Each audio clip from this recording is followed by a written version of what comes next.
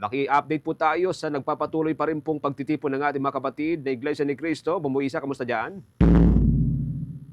Bombo Genesis, Bombo Jai, ilang oras bago magsimula ang Iglesia ni Cristo National Rally for Peace dito sa Quirino Grandstand ay tuloy-tuloy na ang dagsa ng mga tao rito. Sa kasalukuyan ay patuloy nang nagsisipasukan ang mga miyembro ng Iglesia ni Cristo papasok ng Quirino Grandstand. Dala ang mga karatula ng kanilang mensahe at adhikain para sa peace rally na ito. Ang iba sa kanila ay naglakad na lamang mula CCP Complex dahil wala nang nakapapasok na mga sasakyan at ang parking ng mga sasakyan ay dalawang magkabilaan na linya na ang sinakop sa kahabaan ng Rojas Boulevard. Matatandaan na ang street parking para sa kaganapan ngayong araw ay pinayagan ni Metropolitan Manila Development Authority Chairman Don Artes basta ang sasakupin lamang ay isang linya ng daan. Ayon sa tagapagsalita ng Iglesia ni Cristo, Edwil Zabala, alas 4 ng hapon sisimula ng palatuntunan at alas 6 ng hapon ito inaasahang matapos. Kaugnay pa rito bago ang araw ng mismong peace rally, ang Manila Disaster Risk Reduction and Management Office at ang Metro Manila Disaster Risk Reduction and Management Council ay tinaas na ang kanilang alert status sa red. Ito ay para sa mas malawak na sakop ng security measures para sa naturang kaganapan dahil inaasahan na dadalo nito ng halos 1 milyon na mga miyembro ng Iglesia ni Cristo. Nakipag-ugnayan na rin sila sa Society of Communicators and Networks o SCAN ng Iglesia ni Cristo para sa pagpapanatili ng seguridad at tinatayang nasa 17,000 na mga katao ang dineploy para rito.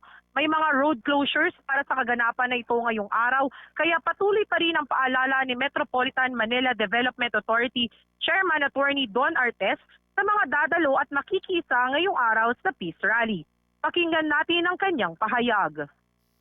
Una, yung mga kababayan po natin kung pwede pagpilipan yung inyong lakad, lalo-lalo na po sa may area na Manila, Pasay, pwede po ipagpaliban muna natin. Pangalawa, meron po tayong mga alternatibong ruta kung talagang kailangan lumabas. Iwasan po natin yung lugar. Tingnan po yung mga proposed namin na alternate routes. Ganoon din po, mag-ingat lahat. Even po yung mga dadalo, sana po maging mapagmatsyag tayo. Sundin po natin yung ating mga enforcers para lahat po tayo ay makausad. Yung mga sasama sa Matatandaan na ang peace rally na ito ngayong araw ay pagpapakita ng mga miyembro ng Iglesia ni Cristo sa kanilang adhikain para sa pamahalaan at buong mundo. Ang pagkakaroon ng kapayapaan, pagkakaisa at pag-unawa sa lahat na nangyayari. Bombo Genesis, Bombo Jai. Kamusta yung pagdagsa nitong mga miyembro ng Iglesia ni Cristo? Bumbu Isa, I understand na parang puti yata yung suot nila, no? Kamusta rin yung security preparation and of course, yung weather kasi parang medyo ilang oras yata yung itatagal ng kanilang rally.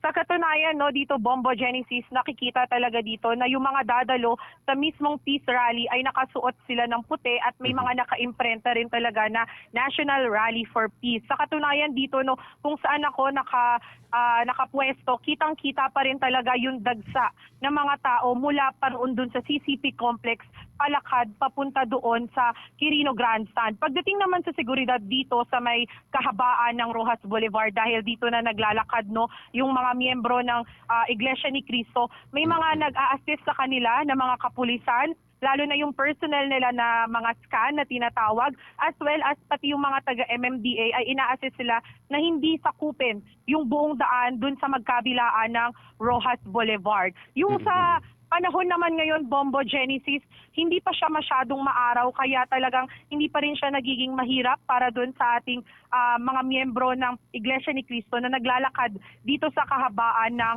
Rojas Boulevard dahil as far as I know din, no, Bombo Genesis, ang simula talaga ng palutuntunan ng mismong peace rally is 4 p.m. at matatapos siya ng 6 p.m. So this early, alas 7, alas 8 ng umaga, andyan na sila. No? Sabagay, kagabi, ang report ng Metropolitan Manila Development Authority kagabi ay andito na sila, no? Itong mga miyembro ng Iglesia ni Cristo. As early as now, nandyan, papunta na sila sa may Quirino Grandstand, pero mamayang hapon pa, alas 4 pa, yung posibleng pag-usad ng kanilang rally. Ano? Tama yan, no, Bombo Genesis. Tsaka ang napansin ko rin dito, kaya rin siguro maaga yung mga ibang miyembro ng Iglesia ni Cristo dahil galing pa talaga sila sa malalayong lugar. Kanina, Bombo Genesis, may nakita akong mga bus na galing pang Tarlac, Pampanga, ang mga nakaparada dito, no, sa hilera ng Rojas Boulevard. Okay, sige. Update tayo sa mga susunod pang mga oras. Maraming salamat. Ingat ka dyan, Bomboy. Yan muna ang updates mula rito sa Quirino Grandstand para sa Bombo Network News. Bombo Eats sa Cotoner naguulat para sa #1 and most trusted radio network in the country, Bombo Radio Philippines. Basta radyo, Bombo!